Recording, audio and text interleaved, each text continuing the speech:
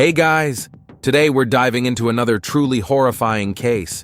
If you want to support my channel, make sure to subscribe and stay active. It really helps me out. I'd be super grateful for that. Let's get started. Driving under the influence, whether it's alcohol, illicit substances, or prescription medication, is considered a serious offense in the United States. Such behavior often results in severe consequences, both legal and personal. When someone causes a car crash while in an altered state, this becomes an aggravating factor during legal proceedings. If a crash caused by an impaired driver leads to fatalities or life-altering injuries, the situation is generally treated as a high-level felony. Depending on the specifics of the case, charges may include criminal negligence and intentional harm resulting in serious bodily injury. Each case is evaluated individually, taking into account all circumstances and contributing factors. The case of Macey Lathers drew widespread media attention for several reasons. First, Macey was a public figure and a well-known model with a significant online presence. Second, she caused a major collision in a well-known resort city, resulting in the deaths of 2 individuals and serious injuries to 2 others. And third, her arrest and the subsequent attempt to question her turned into a chaotic scene, with Macey visibly under the influence of psychoactive substances. Her erratic behavior during the arrest was captured on multiple body cams and by bystanders, further fueling public outrage and discussion. What was initially a tragic traffic incident quickly escalated into a high-profile investigation, shining a harsh spotlight on the dangers of reckless behavior and the devastating impact it can have on innocent lives.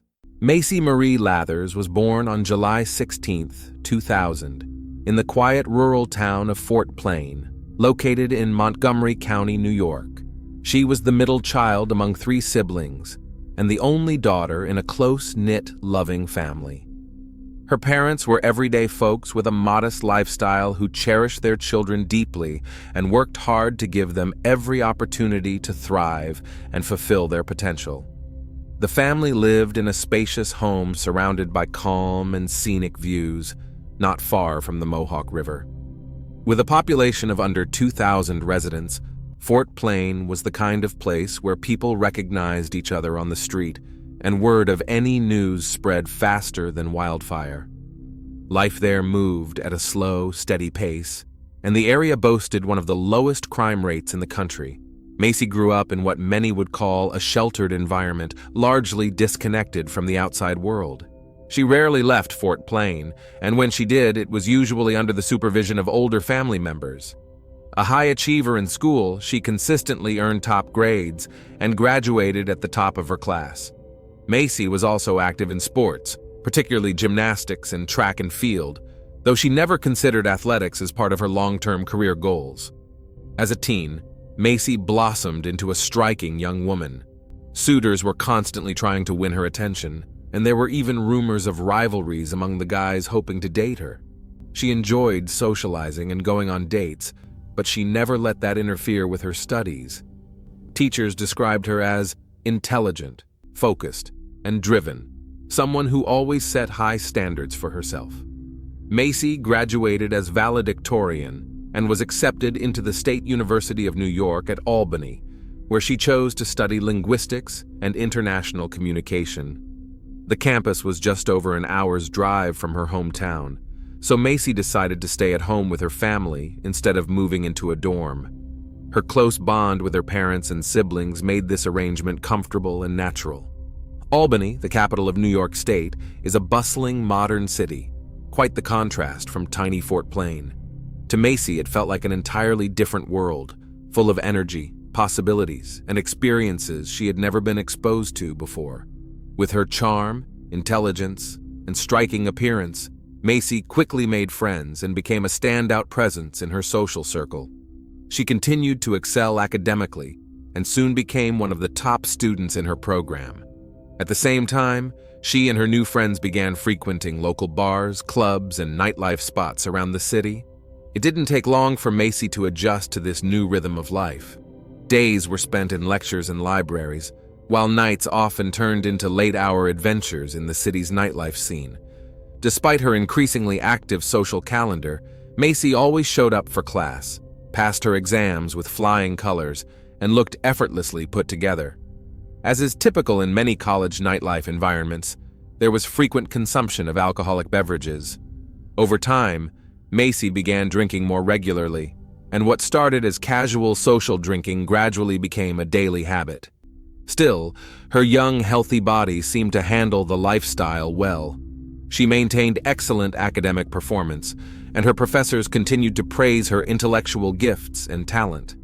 At home, her family didn't notice anything particularly alarming in her behavior or lifestyle. However, during her junior year, Macey decided to move out of her family's house and into an off-campus apartment near the university. She shared the place with a group of girlfriends, a change that marked a new chapter in her increasingly independent life. Around this time, Macey began experimenting more actively with a range of powerful and mood-altering substances. She typically obtained these restricted items directly from nightlife venues, often consuming them on site. Despite the growing frequency of her use, she didn't see it as a problem. In her mind, she could stop any time she wanted. By the time she graduated from college, Macey had fully embraced the party lifestyle. Nightclubs, dancing, and the constant presence of alcohol and other prohibited items had become a regular part of her world. Nevertheless, she managed to complete her degree, defend her thesis successfully, and receive her diploma. Even then, though, she already knew she didn't want to spend her life behind a desk in some stuffy corporate office. Macey came of age at a time when social media platforms were exploding in popularity worldwide. Unsurprisingly, she created profiles on several major platforms while still in high school. Back then, living in the quiet and remote town of Fort Plain, her online presence was modest. Just a few dozen followers, mostly people she knew. She occasionally posted family photos or scenic shots from the area, but never cared much about likes or follower counts. Everything began to change drastically after Macey moved to the city. For her 18th birthday, her parents gifted her a luxurious white Mercedes-Benz, something she had dreamed of for years. They also continued to support her financially, which allowed Macey to enjoy a carefree social lifestyle and showcase it extensively on her social media accounts. With her stunning looks, vibrant personality, and high-energy lifestyle, Macey quickly gained traction online. Her social feeds painted a picture of non-stop parties, fun, and glamour. Her follower count skyrocketed, and soon she had developed a loyal following that made her something of a local celebrity. During her final years at the university, Macey had already realized that she wouldn't be pursuing a traditional career in her chosen field. She was more interested in finding ways to turn her passion for fun into a source of income. She began taking dance lessons and sent out her modeling portfolio to various agencies, hoping to catch the attention of professionals who might offer her a lucrative contract. Despite her good looks, slim figure, and strong charisma, Macey wasn't able to break into any major modeling circles. However, her online popularity continued to soar. She portrayed a glamorous lifestyle, talked about her success, and occasionally promoted products or services on her platforms for small fees. After graduation, Macey informed her parents that she was planning to move to sunny Florida and settle in Miami. Her goal was to work as a hostess at one of the city's trendy nightclubs while continuing to pursue opportunities in modeling. Naturally, her parents were both surprised and disheartened by her decision. After all, she had always been a top student, full of promise, and had just completed her degree at a respected university. Now, it seemed like she was walking away from all that. For what? Still, they didn't pressure her or try to change her mind. In fact, they continued to support her, regularly sending money to help with her expenses. So, in early 2023, Macey relocated to Miami. She rented a modest apartment and began job hunting.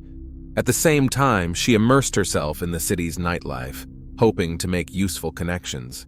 She quickly became a fixture in the scene, fully embracing the party lifestyle once again, and she had no intention of slowing down. Over the years, Lathers had taken on various roles in the nightlife and entertainment scene. She worked as a promotional model, a dancer, and even served as a ring girl at combat sports events. stepping onto the mat in a skimpy outfit to display the round numbers to the crowd. During this period, her public profile began to rise. Local media outlets featured her several times, and she was even invited for a few interviews. By the spring of 2024, Macey's following on social media had grown into the tens of thousands. She rebranded herself as a fitness influencer, promoting sportswear, supplements, and beauty products. However, behind the carefully curated image, her real lifestyle was far from the clean and healthy image she projected online. She was a regular at nightclubs and parties, frequently indulging in strong alcoholic drinks, and was often open to trying new restricted substances offered in those settings. Over time, this pattern of behavior began to catch up with her, both personally and legally. At one point, Lathers was caught driving under the influence and had her driver's license temporarily suspended. But she violated the law again, this time resulting in her license being permanently revoked. Still, that wasn't enough to make her change course.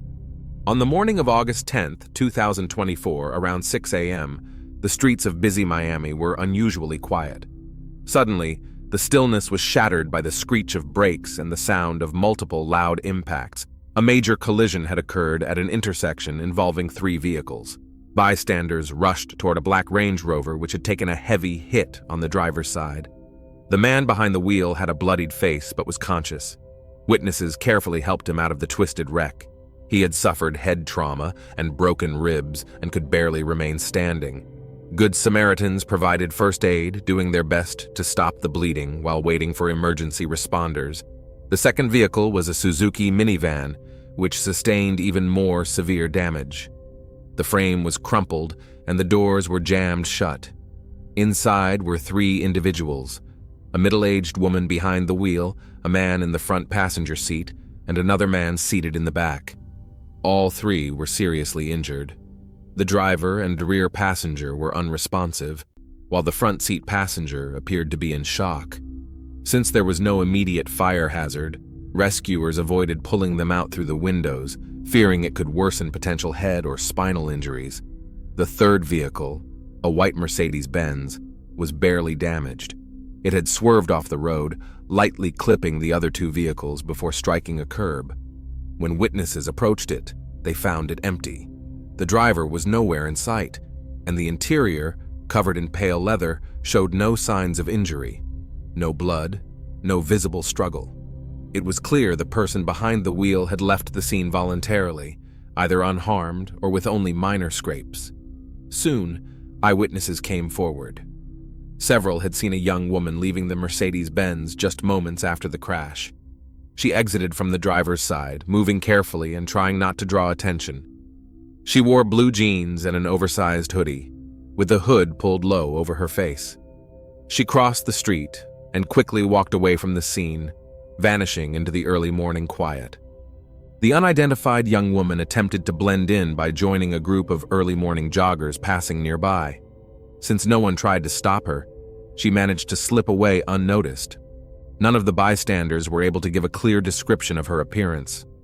When first responders, police, medics, and rescue crews arrived on the scene, they focused on freeing the injured passengers from the mangled vehicles. By that time, the man in the front passenger seat of the minivan was unresponsive. Medical examiners later determined that he had suffered extensive head and internal injuries, with massive internal bleeding cited as the cause of death. The woman who had been driving the minivan and the man in the back seat were both transported to the hospital in critical condition. Doctors fought hard to save their lives. The driver of the Range Rover was also hospitalized with moderate injuries. His life was not in immediate danger, though he had sustained a serious head injury and damage to one of his lungs. After speaking with witnesses, investigators determined that the person behind the wheel of the third vehicle, believed to have caused the crash, was a young woman who fled the scene. Fortunately, the intersection where the crash occurred had multiple surveillance cameras installed, and investigators quickly began collecting and reviewing the footage. The video clearly showed a white Mercedes-Benz speeding through the intersection, ignoring a red light. The other 2 vehicles were moving within the speed limit and had the right of way. The woman in the minivan appeared to try and avoid the collision, swerving at the last moment, but still clipped the Mercedes. Her vehicle then spun into the Range Rover before finally crashing into a utility pole. From the footage, it appeared that the woman in the Mercedes was not seriously injured. She jumped out of the vehicle, pulled her hoodie tightly over her face, and attempted to disappear among the joggers. She then veered off into a nearby park, where the trail went cold due to a lack of camera coverage in that area. Who was the mystery driver of the white Mercedes-Benz? Why had she run, and where had she gone? None of the witnesses could describe her with any certainty or say where she had headed. Detectives turned to the vehicle registration to trace the owner, but before they could complete their investigation, the woman in question surfaced in the most unexpected way. While police were still reviewing footage and speaking with witnesses, a strange call came into emergency services. A construction worker, laboring just a few blocks from the crash site, reported an incident involving a young woman in a highly disoriented state. According to the caller, the woman had initially tried to flag down cars in an erratic and dangerous manner, running into traffic and throwing herself toward passing vehicles. Then, she suddenly began undressing. She removed her hoodie, then stripped off a small top, leaving her in jeans and unclothed from the waist up. She started yelling profanities, spinning in circles in the middle of the road, attempting to force her way into random vehicles by yanking on their door handles. Eventually, she lay down across the roadway, rolling around on the asphalt. The witness who contacted emergency services rushed to help her. He tried to pull her to the sidewalk, but she was surprisingly strong and kept breaking free, shouting incoherently. Realizing he couldn't move her, he stood nearby and directed traffic to prevent vehicles from hitting her. He remained by her side until police arrived. When law enforcement officers arrived at the scene, the first thing they did was cover the half-dressed woman and try to ask her some basic questions to determine her identity. But she seemed completely detached from reality. At times, she muttered incoherently, then suddenly screamed, clearly under the influence of some kind of substance. She couldn't even say her own name but was shouting about extraterrestrials, warning that they were on their way and would be arriving soon. Then, in a sudden shift, she calmed down and claimed she had come from the future, could travel through time, and possessed a magical orb. When asked what the last thing she remembered was, she paused for a moment and said, "I remember dying." It was clear that attempting a proper interview under these circumstances was nearly impossible. Her speech was a mixture of delusions and hallucinations. But then, unexpectedly, she asked if anyone had seen her white Mercedes-Benz and expressed concern that it might have been taken by aliens. At that moment, investigators no longer had doubts. She was clearly the same woman who had fled the scene of the crash. She repeated several times that she was from the future, then sat down on the asphalt and began speaking to someone who wasn't there, as if she were having a heartfelt conversation with her mother.